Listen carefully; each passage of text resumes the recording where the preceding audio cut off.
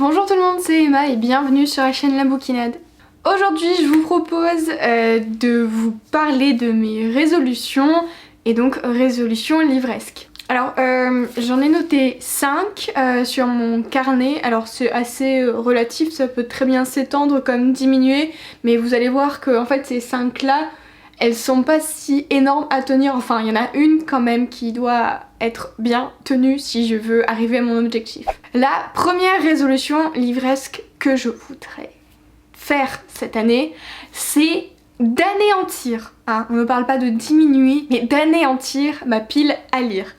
Alors il faut savoir que je suis absolument pas stressée si j'ai beaucoup de livres qui m'attendent ou si j'en ai peu. C'est juste un souhait que je voudrais avoir. Je voudrais que quand j'ai fini un livre, je me dise pas je dois choisir entre 30 bouquins. J'aimerais juste qu'il y en ait un ou deux maximum qui m'attendent sagement dans ma bibliothèque. Donc alors forcément il va falloir que je lise régulièrement, que je lise plus que l'année dernière parce que j'en ai un peu moins de 50, ce qui est quand même pas mal. Par contre quand j'en ai entendu que certains avaient 100, 200, 300 livres dans leur pile à lire, là je vous avoue que je serais peut-être un peu angoissée. Bon, c'est pas du tout le chiffre que j'ai, bien heureusement, et j'ai hâte parce que franchement il y en a plein que ça fait tellement longtemps que je me dis il faut absolument que je les lise. J'ai fait un tri dans ma bibliothèque, en fait je fais un tri dans ma bibliothèque à chaque fin d'année. Et donc je revends souvent sur Momox soit les livres que j'ai pas aimés, soit les livres que je ne veux plus garder. Et du coup en fait, donc, tous les livres qui me restaient qui étaient non lus, ils me donnent tous très envie. Donc je suis assez contente de ça, déjà on part sur quelque chose de bien.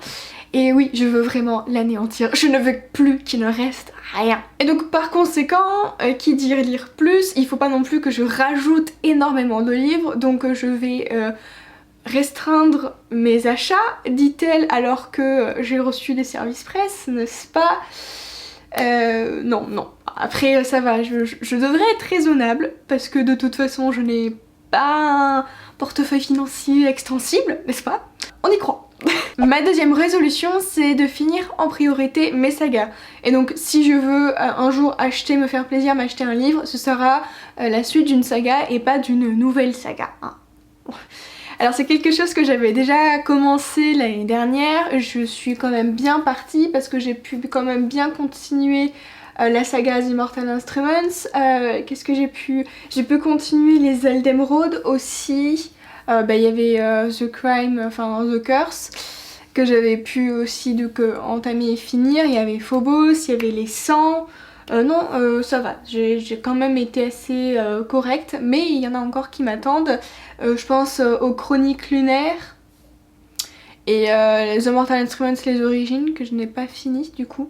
Donc voilà, il me reste encore quelques-unes, ou alors c'est pas des sagas qui ont été entièrement finies d'être publiées, donc j'ai le tome 2 ou le tome 3 qui sont encore dans ma pile à lire. Donc voilà, en priorité finir mes sagas avant d'en entamer une autre. Ma troisième résolution, vous avez vu que l'année dernière j'ai un petit peu commencé à lire des BD.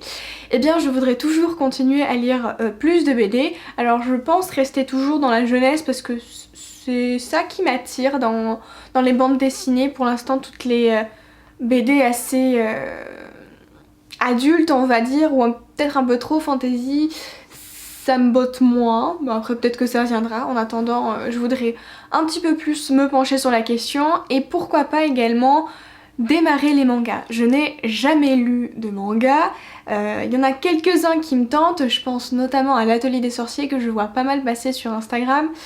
Et c'est vrai que j'avais déjà lu le synopsis, enfin le résumé en librairie et ça me tentait bien. Après c'est vrai que je suis un peu moins familière avec les dessins qu'on peut retrouver dans les mangas.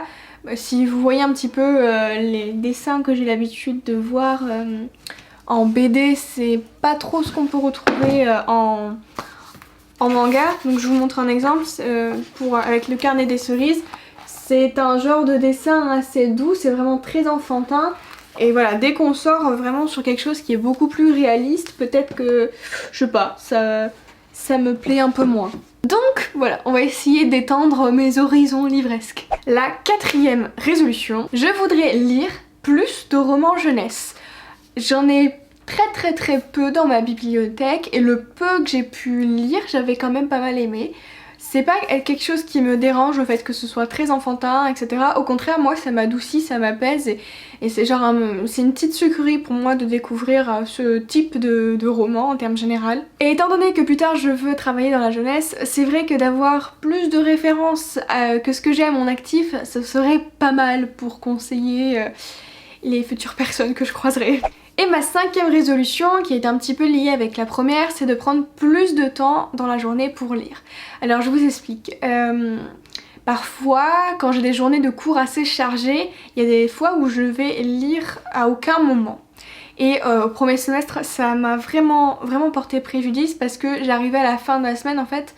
Il y avait au moins 4, voire toute la semaine entière où je n'avais pas pu lire et j'étais énervée parce que j'avais pas eu ma dose entre guillemets de relaxation. Pour moi la lecture c'est vraiment synonyme d'apaisement et de relaxation. Donc j'arrivais le week-end, j'étais très énervée parce que j'avais pas pu me détendre et souvent le week-end je devais continuer de travailler. Donc je vous laisse imaginer un petit peu l'état dans lequel j'étais à la fin de mon premier semestre. Alors premier semestre dans ma formation qui m'a extrêmement plu, il n'y a pas de souci là-dessus, mais j'étais très fatiguée, j'étais très frustrée de ne pas pu avoir continué de lire mes livres parce que j'ai dû lire des livres pour les cours bien entendu, mais c'est pas tellement des livres que j'ai appréciés, c'est pas tellement des domaines dans lesquels je m'épanouis et donc forcément j'ai dû faire des sacrifices entre guillemets, c'est un bien grand mot. Je n'avais plus de temps pour lire pour moi. Et je voudrais vraiment remédier à ça, et en remédiant à ça, du coup je pensais à me lever un peu plus tôt le matin. Je pensais à 1h au moins, donc éviter de se coucher à 3h du matin, n'est-ce pas? Bon, c'est pas quelque chose que je fais, mais voilà, me réveiller 1h plus tôt, comme ça je sais que j'aurai au moins... je devrais normalement avoir 1h du coup pour pouvoir lire et je devrais être un peu plus relax. C'en est tout pour mes résolutions livresques de l'année 2019. Dites-moi si vous en avez et je pense que les miennes sont assez simples et je devrais et j'espère pouvoir les tenir et je pense qu'on fera un bilan de tout ça en fin d'année. Je vous embrasse fort et on se retrouve dans une prochaine vidéo. Bye!